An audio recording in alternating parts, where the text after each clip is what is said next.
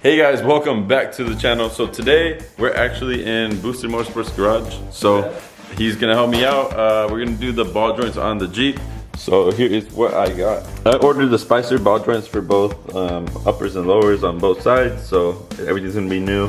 I had to order these adapters as well because you need an angled adapter. I don't know if you can see that on camera, but yeah, for this application you would need this adapter kit. And I'll have it linked down below. But first, let's just get the wheels off, get it in the air, and get started on this thing. All right guys, so I got the wheel off, and just looking under here, I'm noticing that I'm going to need a lot of things for this Jeep. So first of all, I know the space is supposed to go on top. I know that, but we are gonna be buying a lift kit soon, within a week or so. So that's gonna go away. But I am noticing, look, the shock is leaking. Those are not good. Down here, you can see the boot has ripped, so it's starting to leak oil there. So we're doing the ball joints now. Down here, I have the power steering leak, so I gotta fix that too. So I have a lot of maintenance issues to go through, like the pinion seals leaking. I believe that's what it's called, right there. So I have a lot of maintenance to do for sure. So I'll be getting that done soon as well, but today we're just working on the ball joints. So I got the wheel off. Next is the caliper. I'm going to be taking all that off. That way we can access back here, okay? All right, so here we took off the caliper, and it is 18 millimeter bolts on the back, I believe, right here. Yeah, it's 18 millimeter bolt for the calipers, and then hang it up. Don't drop the caliper like I did. You don't want to stretch out the lines and have it leak or something. So after that, you have 3 bolts back here. Let me see if I get it.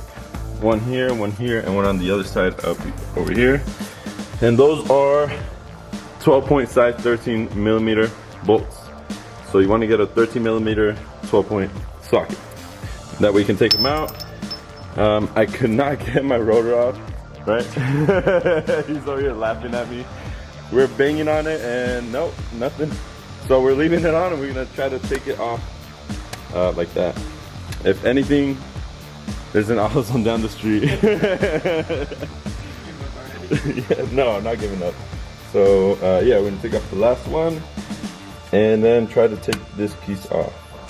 Okay, so I didn't show it on this side, but I used this chisel and this mallet here. So let me show you where I put it. So on the chisel, I put it right here in between where you can see like the crack. So I started here, went up here on this side, and then through the bottom, back on top, and then back on this side, and it just popped right out. Crazy how this still hasn't came off, right? So yeah, so now I'm actually, now it's actually gonna come out. So let me show you that. And the way that I'm doing it, you don't have to take out the axle nut that's in the middle, this one here. It'll just all come out, so. What should I do? Here. Just send it. Look at that. Look at the label of the Jeep. Leaking some sauce or what? That's why I'm putting it like this. Leaking some sauce down here. So that's it, it's out, and you saw how I just pulled that out. Probably for the other side, the other side's longer, so we're gonna have to move the Jeep. Oh yeah, it's gotta be like twice the size. A little bit longer. All the way down. Yeah, all the way over here. So next is taking off the cotter pins from there and up here, and then removing the nut on both of them, and yeah, it'll come out, hopefully. All right, guys. So I took off the cotter pins. Quick tip for these is I would spray some WD-40 on them because I noticed that inside, like inside the hole where the cotter pin actually goes, I noticed it was like a bunch of dirt in there, so it was hard to get out. So once I sprayed the WD-40, it came off. So now next is to remove the castle nuts from the ball joint up here, and then one down here. The bottom, I'm using a 1 1/8 socket, and then for the top, I'm using 22 millimeters. So let's go ahead and get that done.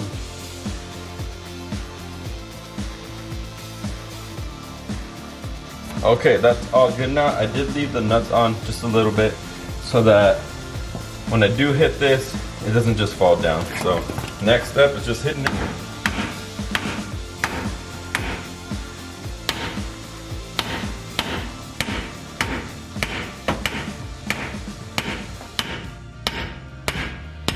I hit it right here on the side that's flat, and there we go, it all came down.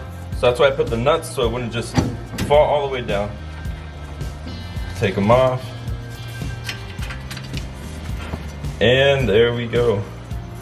Be careful with the wiring here. So I have that by a bungee cord, and look at this. My bottom one, that's definitely shot. My top one is actually decent though, but I'm still gonna change it regardless, you know. But the bottom one, maybe that's the source of my death wobble right there.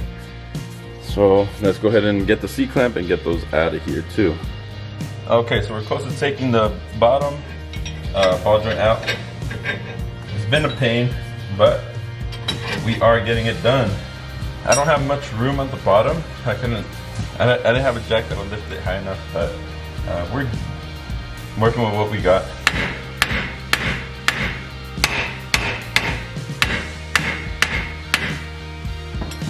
So every time it gets tight, I hit it a little bit just to loosen it up, tightening it up a little bit more each time. I think the ball joint's actually hitting at the bottom here. So I just realized that the ball joint was hitting the bottom of this thing. Alright, so we got the bottom one out. Now we're working on the top one. So this thing shot through the ball joint itself, so it tapped out right there, but I think I can hammer it out. Fuck this up at the same time. Woo! Here we have the new ball joints. So I'm about to press this in for the top, and this is at an angle, so you have to make sure you get the adapter, which I have linked down below. That way, when you're pressing it in, it goes in flat instead of you messing it up. So yeah, it's kind of hard to see, but it is angled, so it'll make it flat when it presses it down. Alright, so someone's having a party, so excuse all that screaming, but we have the ball joints in. So I pressed in the bottom, and on the top you have to use that angled spacer, just because this is at an angle here. So they're all good to go. Now it's time to put the knuckle back on.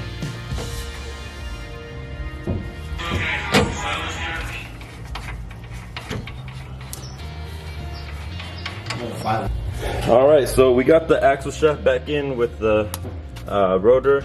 Everything's good to go here. Now last step is to put the caliper on. I did drop one of the brakes, so I have to put that back in.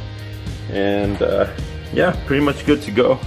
Just make sure to tighten the 3 bolts back there.